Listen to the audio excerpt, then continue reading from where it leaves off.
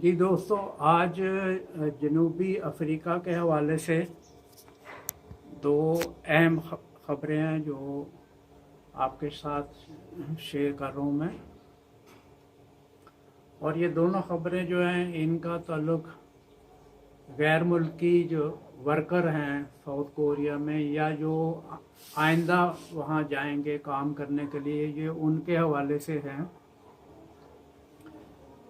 पहली खबर ये है कि जनूबी कोरिया ने 2023 में गैर मुल्की वर्कर्स का कोटा 70,000 से बढ़ा के 1,10,000 कर दिया। यानी 2023 में साउथ कोरिया 1,10,000 गैर मुल्की वर्कर्स को जॉब देगा, जबकि 2022 में ये कोटा 70,000 के करीब था। इसका तरीका क्या होता है कि जनूबी कोरिया की हुकूमत जो है वो डिफरेंट कंट्री से, पाकिस्तान से, इंडिया से, बांग्लादेश से, श्रीलंका से, नेपाल वगैरह इन कंट्री से वो मैन पावर ऑफिशियली हुकूमतों से मांगती है। और अभी पिछले महीने साउथ कोरिया ने पाकिस्तान से 10,000 स्किल्ड वर्कर्स मांगे हैं और उनके एडवांस स्टेज पे है प्रोसेस, क्योंकि उनके टेस्ट वगैरह हो रहे हैं। जो शॉर्ट लिस्ट हुए थे बंदे, वो उनके टेस्ट वगैरह हो रहे हैं और वो जैसे ही उनका प्रोसेस कंप्लीट होगा वो साथ साथ वो वहाँ पे जाना शुरू कर देंगे जॉब के लिए।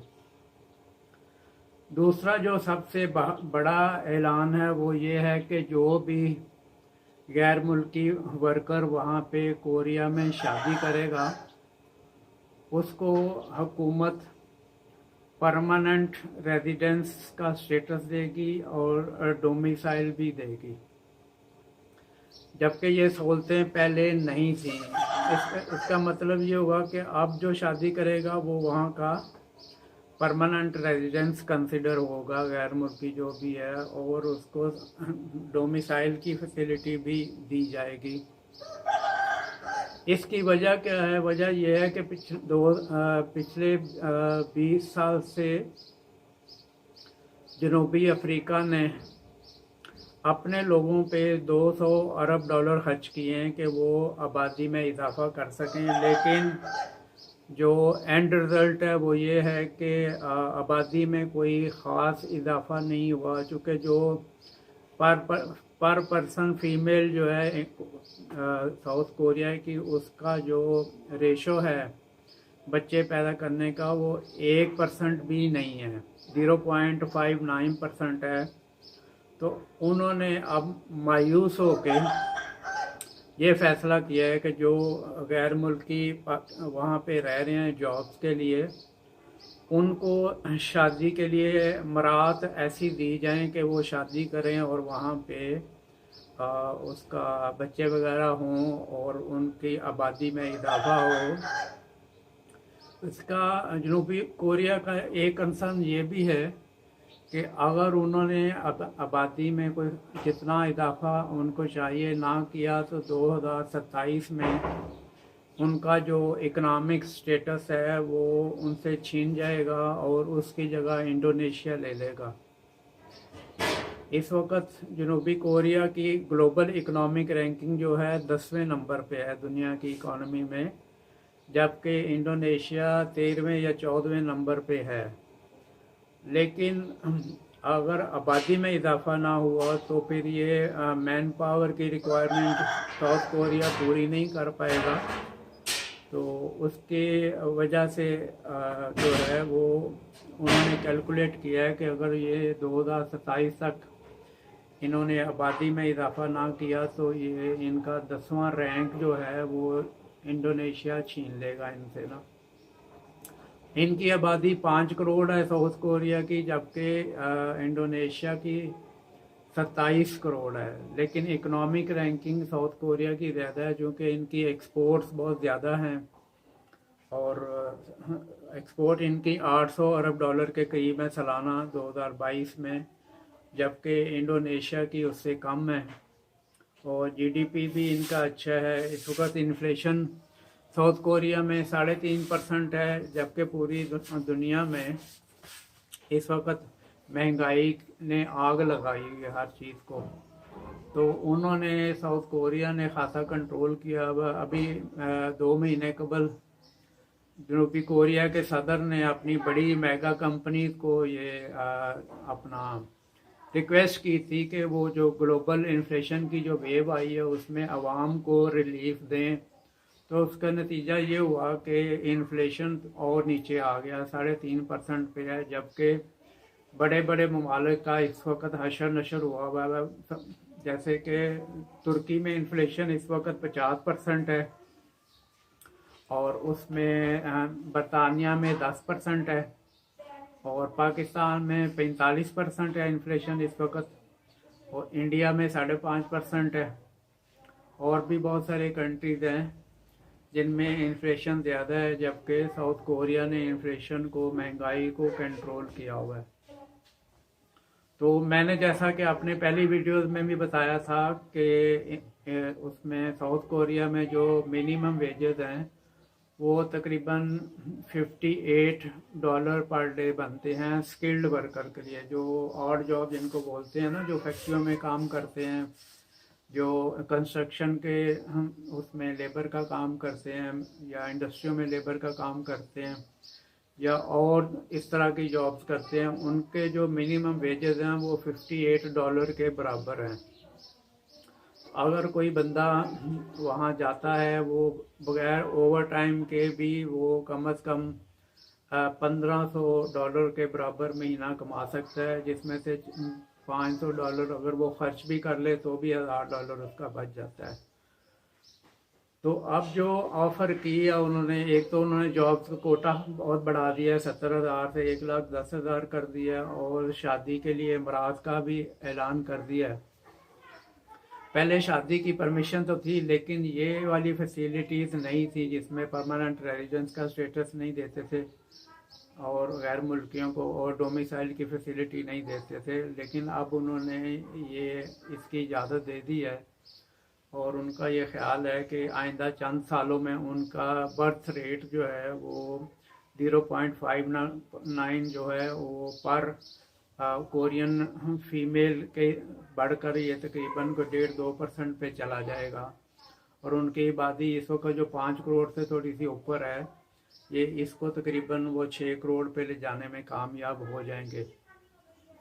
तो दोस्तों, बड़ा अच्छा मौका है, आपको नौकरी भी मिल रही है और छोकरी भी मिल रही है और शादी की भी ऑफ़र है और अच्छी सैलरी भी मिल रही है, परमानेंट स्टेटस भी मिल रहा है। होर उनकी चाहिए दसो, जाके कम ही करना ना, तो जाओ पैसे कमाओ, अपनी ज़िंदगी भी संवारो और अपने ख़ानदान की ज़िंदगी भी संवारो। क्योंकि इतने जो एशियन कंट्रीज हैं, मसलन हमारे जो जैसे पाकिस्तान है, इंडिया है, बांग्लादेश है, श्रीलंका है, नेपाल है, यहाँ के माशी हालात इतने अच्छे नहीं हैं, इतने पैसे नहीं हैं। इसी वजह से हर साल लाखों की तादाद में जो है लोग वो जॉब के लिए मुख्तलिफ़ कंट्रीज़ में जाते हैं, और उनमें नंबर 1 जो है वो साउथ कोरिया है इस वक्त, जो धड़ाधड़ गैर मुल्कियों जॉब दे रहा है। फिर जापान है। तो इसको ज़रूर ट्राई करें और अपना मुस्तकबिल के लिए बेहतरीन करें। अब तो रेजिडेंस का भी मौका मिल गया है। बहुत शुक्रिया जी। दोस्तों, इटली के हवाले से कुछ लोगों के सवालात आते हैं कि वहाँ एजुकेशन कैसे में फ्री हासिल की जा सकती है, और ये कि जो इंटरनेशनल स्टूडेंट हैं उनको जॉब की परमिशन भी है कि नहीं है, अगर है तो वो कितने पैसे ले सकते हैं। तो इस हवाले से मैं आपको ये बताता चलूँ कि जो इंटरनेशनल स्टूडेंट हैं उनको रोज़ाना 4 घंटे काम करने की इजाज़त है, और हफ्ते में 5 दिन इजाज़त है, यानी एक हफ्ते में 20 घंटे स्टूडेंट्स वहाँ जॉब कर सकते हैं। और पर आवर जो मिनिमम वेजेस है स्टूडेंट की वो €7 है। तो ये ध्यान में रखें कि अगर एक स्टूडेंट रोज़ाना 4 घंटे करता है तो €28 उसके एक दिन के बनते हैं। तो इस तरह वो 5 दिन में करेगा तो उसके लिए इतने यूरो इकट्ठे हो जाते हैं कि उसका महीना जो है वो पूरा आराम से निकल। अच्छा, इसमें पाबंदी सिर्फ ये है कि 20 आवर से ज़्यादा काम नहीं कर सकते स्टूडेंट, चाहे वो लोकल हो या इंटरनेशनल हो। अच्छा, दूसरा फ्री एजुकेशन के वाले से ये है कि जो भी स्टूडेंट इंटरनेशनल वहाँ पे जाते हैं वो एडमिशन के अखराजात, पहली सेमेस्टर फ़ी और हॉस्टल के अखराजात जो हैं वो उनको बर्दाश्त करने होते हैं पहले जो हैं। यानी अगर किसी भी कंट्री से आप अप्लाई कर रहे हैं तो आपने एडमिशन अपने पैसों से लेना है, पहले सेमेस्टर की पूरी फ़ीस देनी है, हॉस्टल के अखराजात देने हैं और खाने पीने के पैसे साथ लेके जाने हैं। जब वो सेमेस्टर आपका कंप्लीट हो जाएगा तो अगले सेमेस्टर के लिए आप अप्लाई कर सकते हैं फ्री एजुकेशन के लिए कि जी मुझे स्कॉलरशिप दिया जाए, मैं फ़ीस अदा नहीं कर सकता। उसका उन्होंने तरीक़ाकार ये रखा हुआ है, इटली के जो इदारे हैं वो ये है कि आपके जो स्टूडेंट हैं उनके पेरेंट्स की वो बैंक स्टेटमेंट मंगवाते हैं, साल की 2 साल की बैंक स्टेटमेंट मंगवाते हैं, टैक्स रिटर्न मंगवाते हैं और वहाँ से वो देख लेते हैं कि जी ये स्टूडेंट वाकई डिज़र्व करता है कि नहीं करता, इसको स्कॉलरशिप फ्री एजुकेशन देनी चाहिए नहीं देनी चाहिए। लिहाजा जो लोग भी फ्री एजुकेशन के लिए इटली जा रहे हों वो ये ध्यान में रखें कि उन्होंने जो भी वहाँ गलत बयानी कोई नहीं करनी इनकम के हवाले से, और अपनी पेरेंट्स की जो इनकम है उस हिसाब से अगर आप वाकई नहीं अफोर्ड कर सकते तो आप स्कॉलरशिप के लिए डिज़र्व करते हैं। अगर आप गलत बयानी करेंगे तो उसका कोई फ़ायदा नहीं हो सकता, आपको उसका नुकसान हो, चूँकि जब वो आपके पेरेंट्स की बैंक स्टेटमेंट तो बैंक स्टेटमेंट से फाइनेंशियल पोजीशन जो है आपकी फैमिली की वो बिल्कुल क्लियर हो जाएगी कि इनकी माहाना कितनी है इनकम है, सालाना कितनी है, और ये इन्होंने जो इनका बेटा या बेटी वहाँ पढ़ने के लिए आए हैं ये अखराजात तो उसके अदा कर सकते हैं या नहीं कर सकते। तो ये ज़हन में ज़रूर रखें कि आपने पहले अखराजात जो हैं वो तकरीबन 10,000 यूरो के आसपास ज़हन में रखें, जिसमें टिकट भी है आपका, वो मिला के ध्यान में रखें और उसके बाद फिर आप ये प्लान करें कि आपने जाना है। हाँ, अलबत्ता अगर आप टोटल फ्री एजुकेशन चाहते हैं यूनिवर्सिटी लेवल की तो फिर आप फिनलैंड चले जाएं, वहाँ पे लोकल और इंटरनेशनल स्टूडेंट सब के लिए यूनिवर्सिटी की एजुकेशन टोटली फ्री है, from admission to tuition fee, stay वगैरह, और पॉसिबल है कि वो कुछ खर्चे के लिए पॉकेट मनी भी कुछ उनकी यूनिवर्सिटी देती हैं। तो इटली के बजाय अगर फिनलैंड की तरफ चले जाएं तो वो भी यूरोपियन कंट्री है और वहाँ ज़्यादा सहूलतें हैं, क्योंकि जाते ही आपको एजुकेशन फ्री मिलेगी, उसकी कोई कॉस्ट नहीं है। बाकी जितने भी यूरोपियन कंट्रीज़ हैं उन्होंने कुछ ना कुछ पाबंदियाँ लगाई हुई हैं। अगर ये आपको वीडियो पसंद आए तो इसको सब्सक्राइब करिए, लाइक करें और कमेंट भी कीजिए। कोई और इन्फॉर्मेशन चाहिए हो तो आप पूछ सकते हैं। बहुत शुक्रिया जी दोस्तों, आज का वीडियो जो है वो यूरोपियन कंट्रीज़ में कैसे फ्री एजुकेशन हासिल करें और कौन से कंट्रीज़ हैं जो इस वक्त इंटरनेशनल स्टूडेंट्स को फ्री ऑफ कॉस्ट एजुकेशन दे रहे हैं। तो उसमें जो वैसे तो बहुत सारे यूरोपियन कंट्रीज़ हैं जो स्कॉलरशिप दे रहे हैं, लेकिन 3 या 4 कंट्रीज़ ऐसे हैं जो स्कॉलरशिप तो दे ही रहे हैं लेकिन एजुकेशन उन्होंने टोटली फ्री की हुई है। उसमें नंबर 1 जो है वो फिनलैंड है।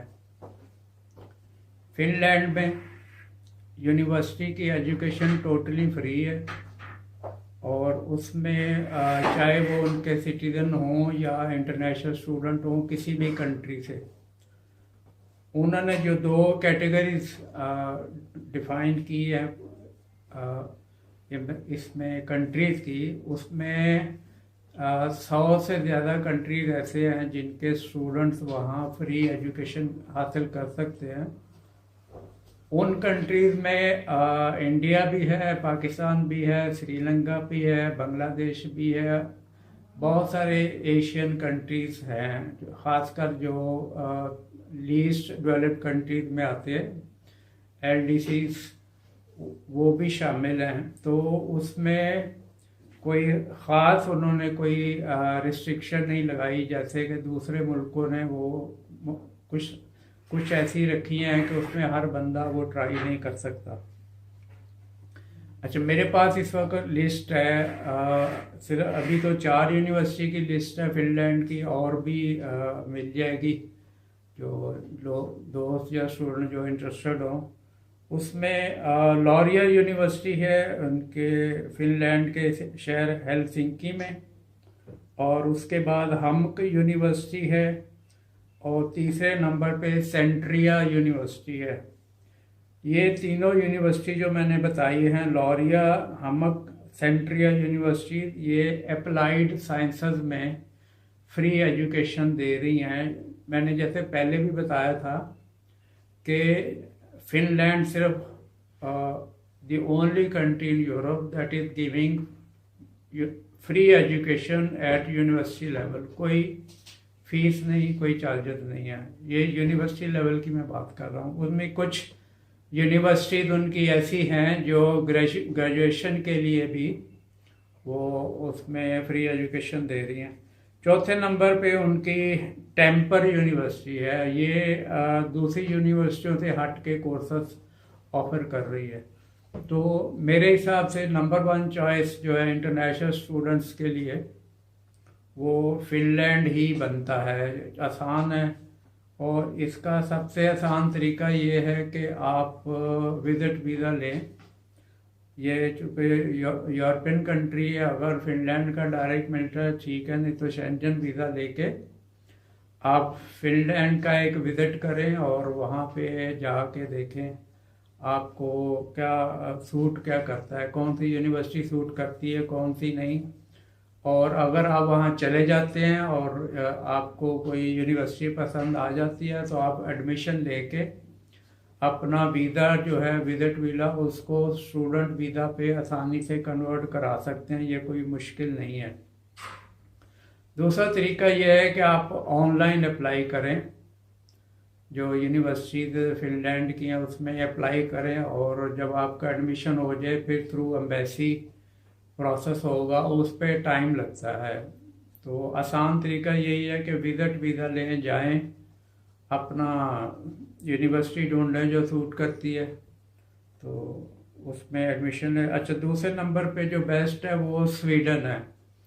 स्वीडन में भी बहुत सारे कोर्सेज यूनिवर्सिटी में फ्री ऑफ कॉस्ट पढ़ाए जा रहे हैं, और वो ये फैसिलिटी इंटरनेशनल स्टूडेंट्स के लिए भी है।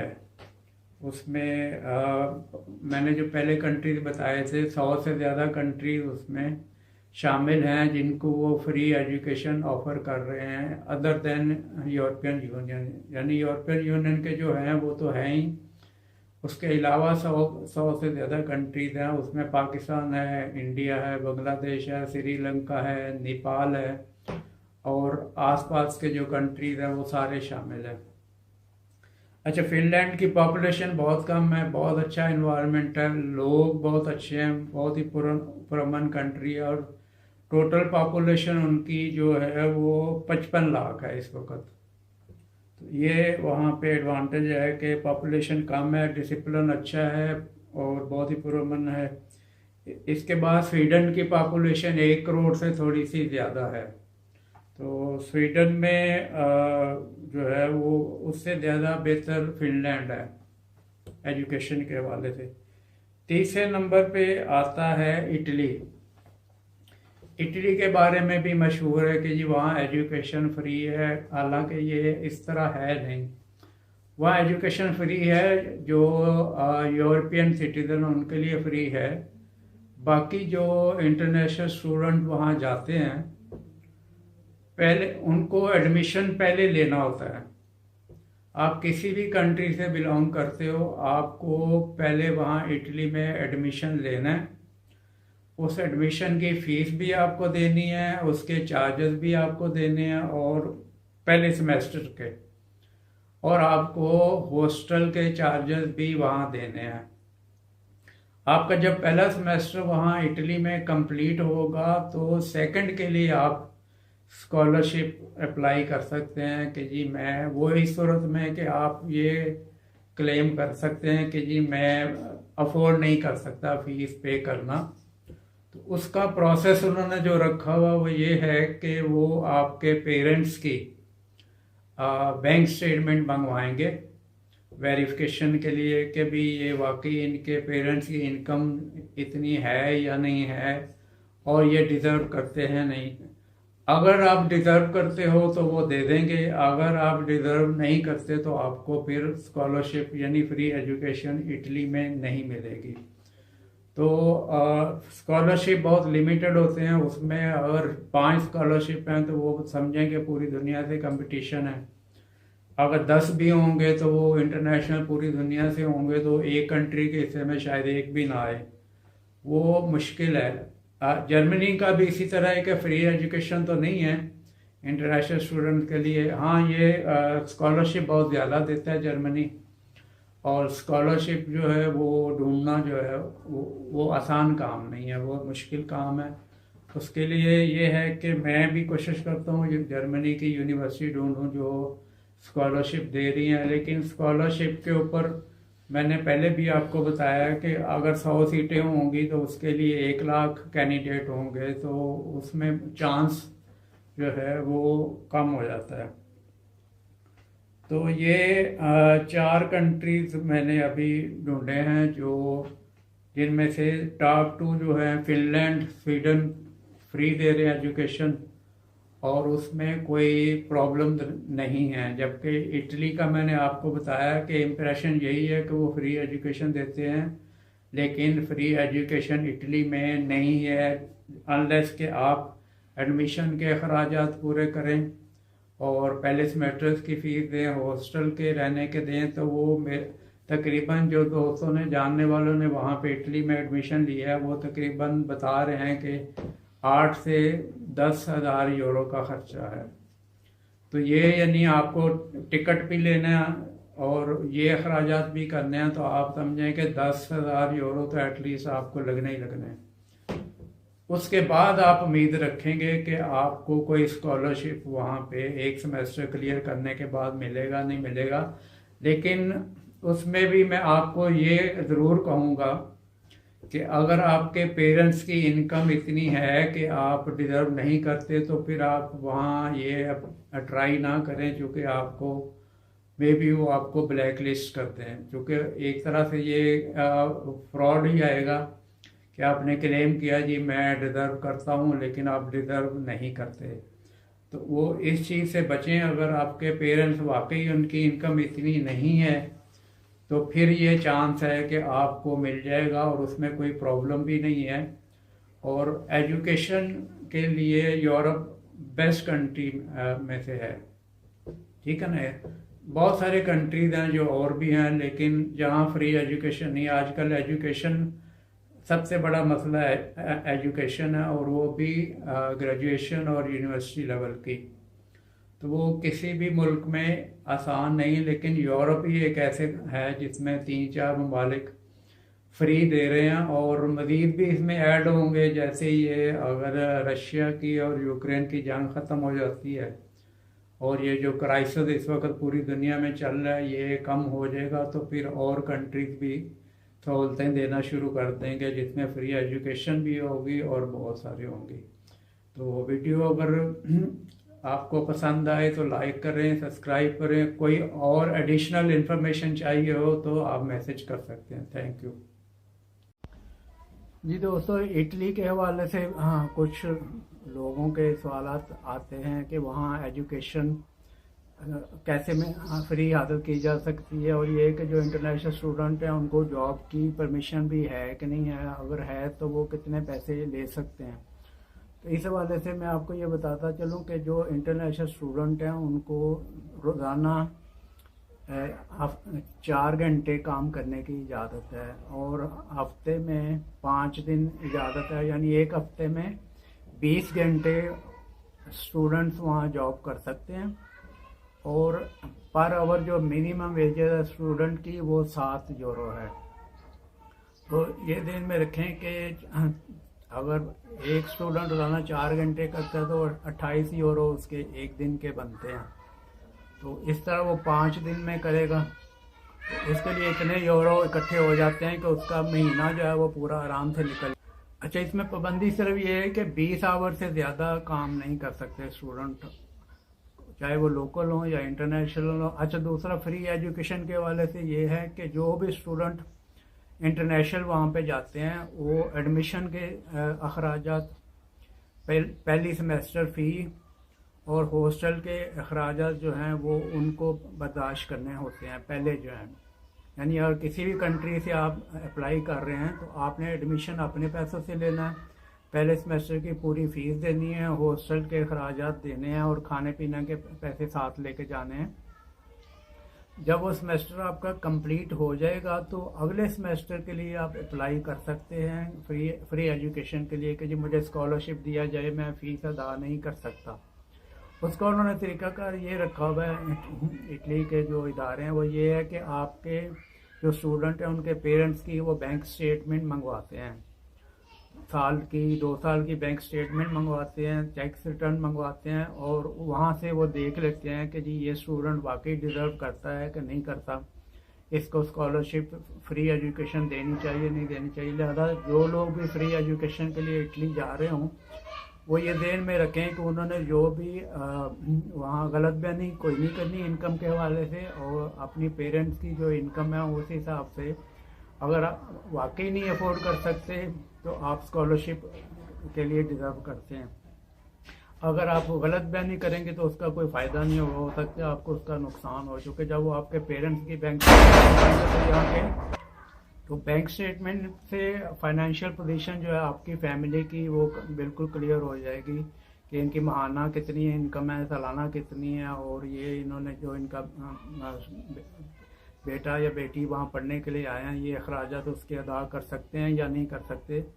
तो ये ज़हन में ज़रूर रखें कि आपने पहले अखराजात जो हैं वो तकरीबन 10,000 यूरो के आसपास ज़हन में रखें, जिसमें टिकट भी है आपका, वो मिला के ध्यान में रखें और उसके बाद फिर आप ये प्लान करें कि आपने जाना है। हाँ, अलबत्ता अगर आप टोटल फ्री एजुकेशन चाहते हैं यूनिवर्सिटी लेवल की तो फिर आप फिनलैंड चले जाएं, वहाँ पे लोकल और इंटरनेशनल स्टूडेंट सब के लिए यूनिवर्सिटी की एजुकेशन टोटली फ्री है, from admission to tuition fee, stay वगैरह, और पॉसिबल है कि वो कुछ खर्चे के लिए पॉकेट मनी भी कुछ उनकी यूनिवर्सिटी देती हैं। तो इटली के बजाय अगर फिनलैंड की तरफ चले जाएं तो वो भी यूरोपियन कंट्री है और वहाँ ज़्यादा सहूलतें हैं, क्योंकि जाते ही आपको एजुकेशन फ्री मिलेगी, उसकी कोई कॉस्ट नहीं है। बाकी जितने भी यूरोपियन कंट्रीज़ हैं उन्होंने कुछ ना कुछ पाबंदियाँ लगाई हुई हैं। अगर ये आपको वीडियो पसंद आए तो इसको सब्सक्राइब करिए, लाइक करें और कमेंट भी कीजिए। कोई और इन्फॉर्मेशन चाहिए हो तो आप पूछ सकते हैं। बहुत शुक्रिया दोस्तों। इमिग्रेशन और जॉब्स के हवाले से 20 दुनिया के बेहतरीन कंट्रीज़ ऐसे हैं जो इमिग्रेशन भी आसानी से दे देते हैं और बाद में जॉब भी मिल जाती हैं। तो उनमें टॉप ऑफ दी लिस्ट जो है वो कनाडा है, और कनाडा ने 2022 में 4.5 लाख फॉरेनर्स को इमिग्रेशन दी है और उसके बाद उनको जॉब वगैरह भी दी हैं। कनाडा के जो प्राइम मिनिस्टर हैं जस्टिन ट्रूडो, वो जब से वज़ीर आज़म बने हैं कनाडा में, उन्होंने इमिग्रेशन को सॉफ्ट किया और उसको आसान कर दिया ताकि दुनिया से जो लोग आना चाहें वहाँ वो आके वहाँ सेटल हो जाएं। तो सरकारी कनाडा का जो सरकारी अंदाज़ा है उसके मुताबिक 2025 तक सालाना 5 लाख लोग कनाडा में इमिग्रेशन हासिल करेंगे। तो उस हवाले से कनाडा की जो हुकूमत है उनको भी थोड़े से मसाइल हैं और वो कोशिश कर रहे हैं कि इतने लोगों को अकोमोडेट कर लें।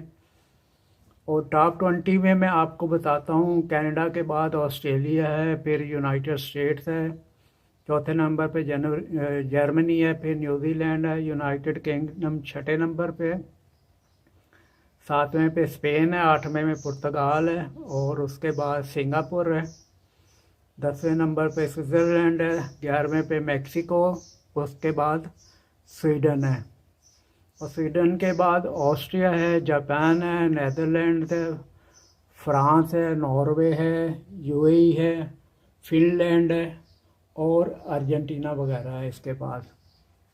तो उसमें कनाडा के बाद ऑस्ट्रेलिया ने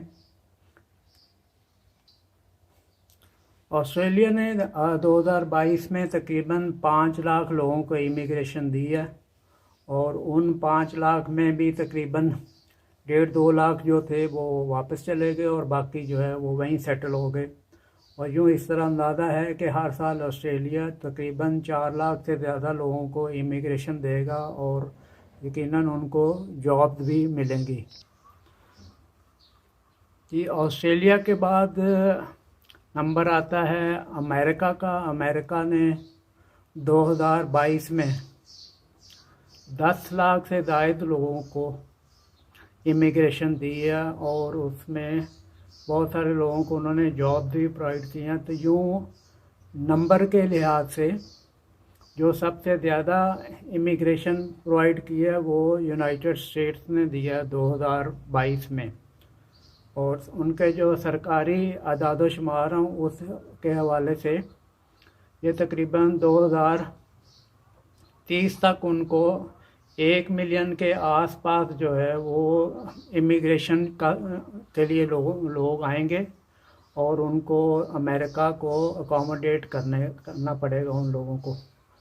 तो अमेरिका बहुत ही डेवलप्ड और ख़ूबसूरत कंट्री है दुनिया में, और मईशत में अमेरिका का नंबर 1 है, उसके बाद नंबर 2 चाइना है और फिर नंबर 3 जो है वो जापान है।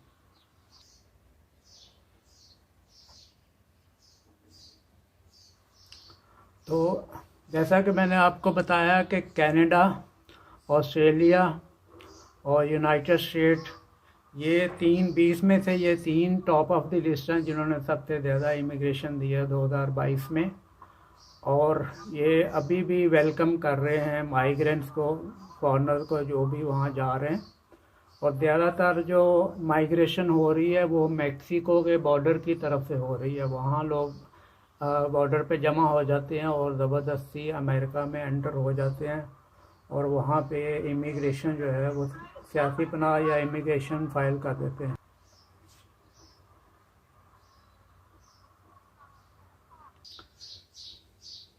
जी दोस्तों, कनाडा, ऑस्ट्रेलिया और अमेरिका के बाद जो बाकी के टॉप कंट्रीज़ हैं उनमें जर्मनी है, न्यूजीलैंड है और बरतानिया है।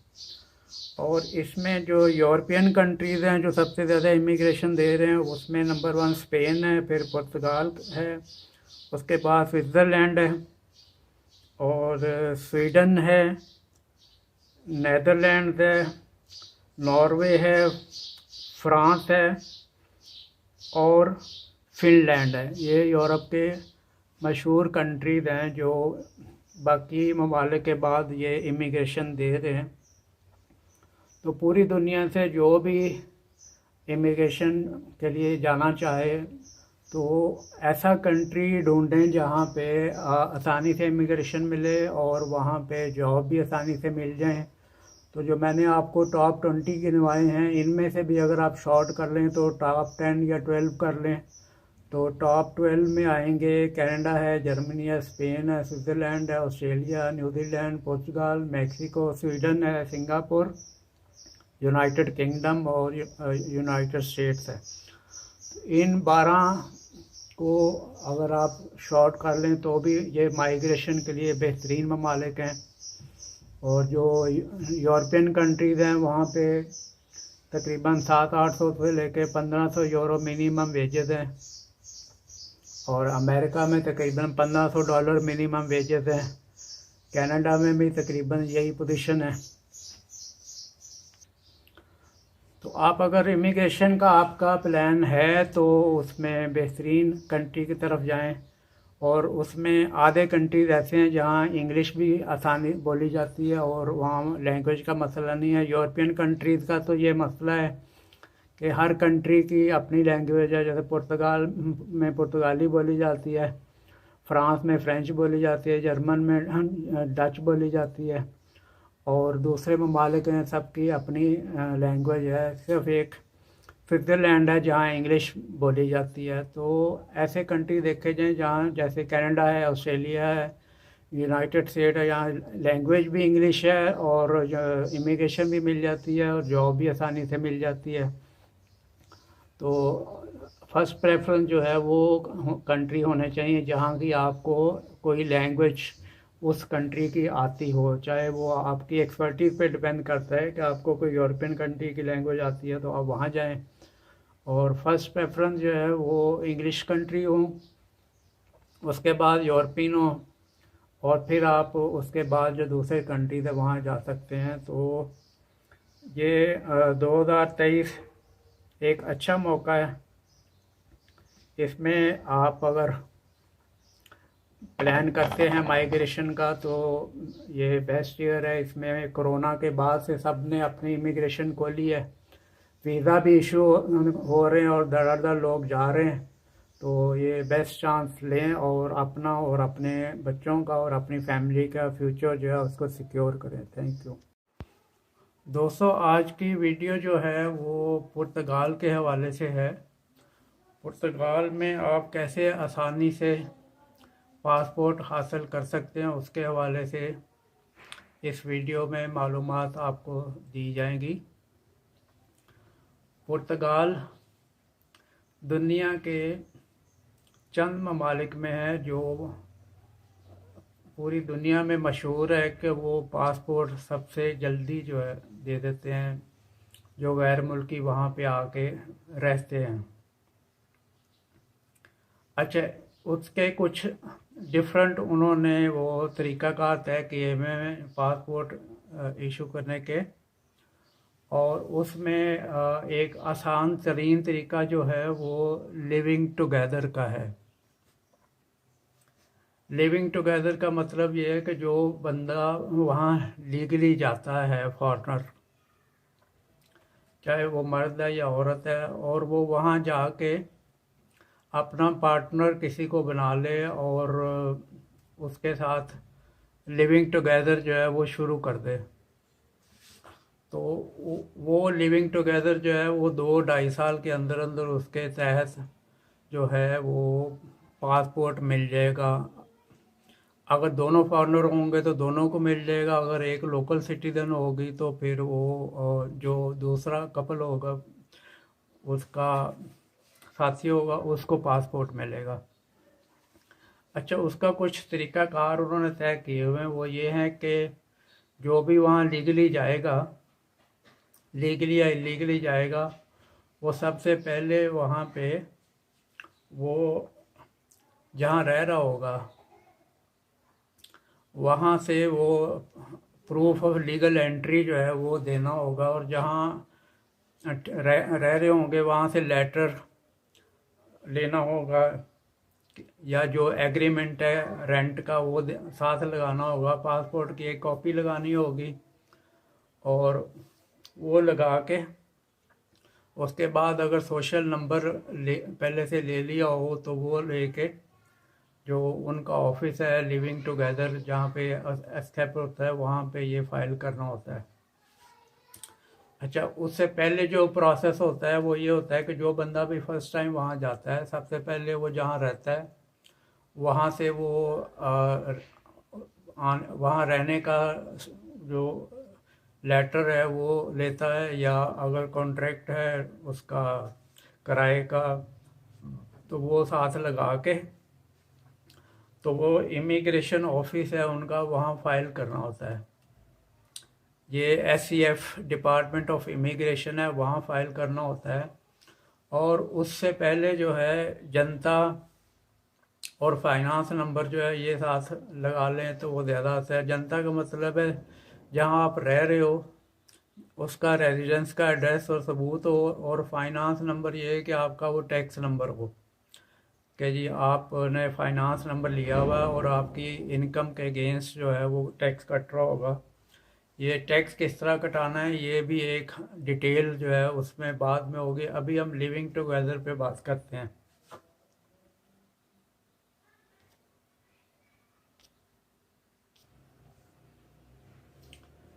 जी, उसमें ये होगा कि आपको किसी खातून से दोस्ती करनी होगी और लिविंग टुगेदर के लिए उसके साथ अरेंजमेंट करना होगा।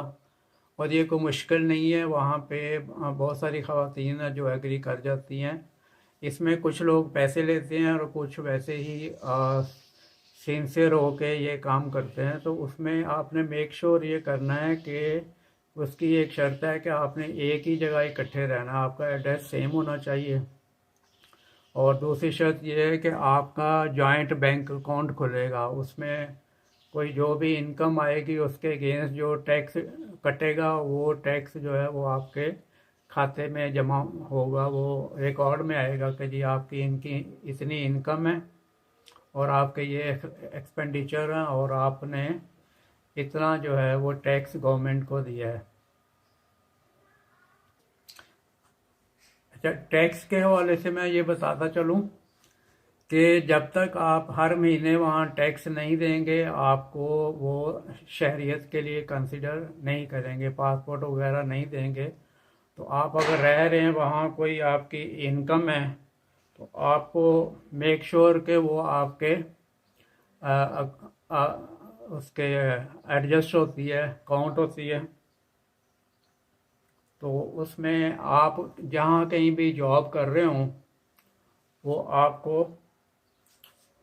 ये साबित करना होगा कि आप टैक्स कटवा रहे हैं।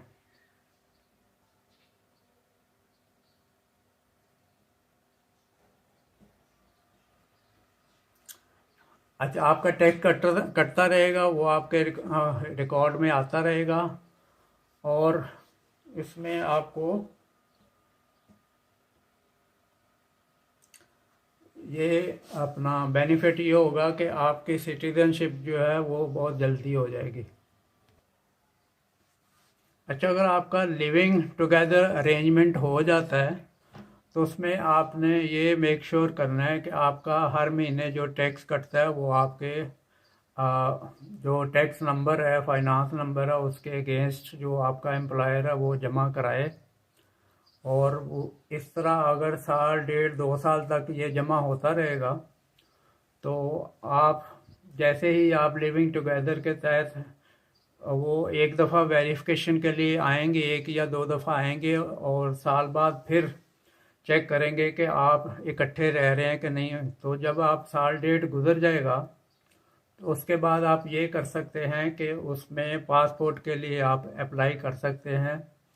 लेकिन जो शराइत मैंने आपको बताई हैं वो ध्यान में ज़रूर रखें कि वो शर्त ये है कि लिविंग टुगेदर आपने एक जगह पे ही रहना है, और दूसरा ये है कि आपका जॉइंट बैंक अकाउंट होगा, और तीसरा ये है कि आपके इनकम जो भी होगी उसके अगेंस्ट आपके अकाउंट में टैक्स जमा गवर्नमेंट को जाएगा।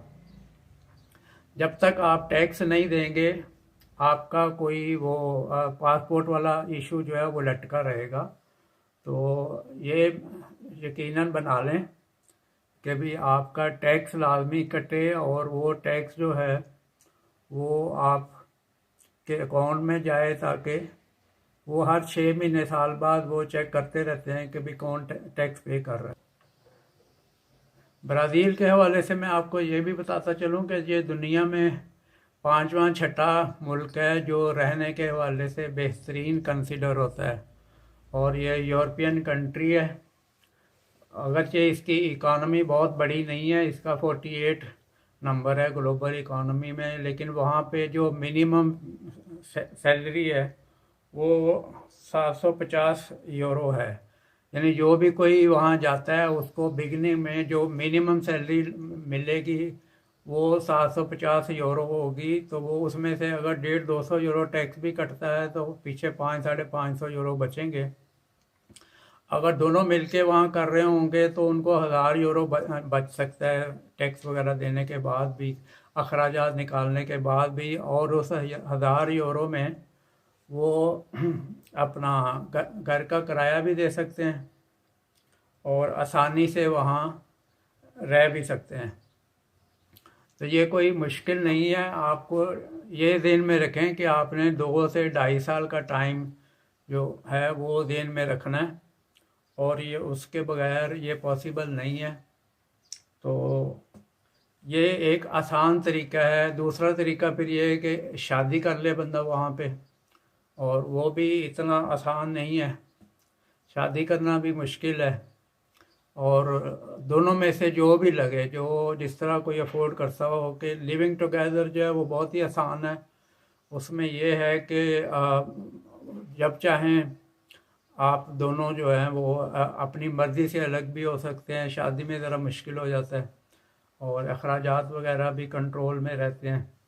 इसमें एक चीज़ से अवॉइड करना है कि कोई दो नंबरी नहीं करनी, बस जालसाजी नहीं करनी कि कुछ लोग पैसे लेके वो लिविंग टुगेदर के लिए एग्री कर लेते हैं, लेकिन उसका कोई फ़ायदा नहीं होता, बल्कि उल्टा नुकसान होता है।